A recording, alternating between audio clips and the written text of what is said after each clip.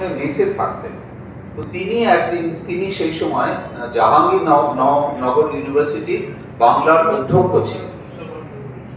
তো সেই সময় উনি বাবাকে বলতে শুনলাম আমাদের মানে ঢাকাইয়া আমাদের ভাষাতে, যেগুলো খুব সুন্দর সুন্দর ছবি চাই আমরা, যাতে পরবর্তী দিনেও এটা দেখে আমরা আনন্দ পাই মনে সবাই।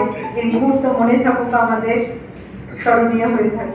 আমি বসা এই রাজধানী ঢাকাইয়া এই বইটি লেখেন আমার স্বর্গত পিতৃদেব সন্তোষ কুমার বসা, যিনি কলকাতা স্টেট স্কুলের নিউজ এডিটর হিসাবে অবসর গ্রহণ করেন। ওনার সাংবাদিক জীবনের প্রাথমিক পর্যায়টা কাটে 1950 থেকে 1960 কালের পূর্ব পাকিস্তান ঢাকা শহরে।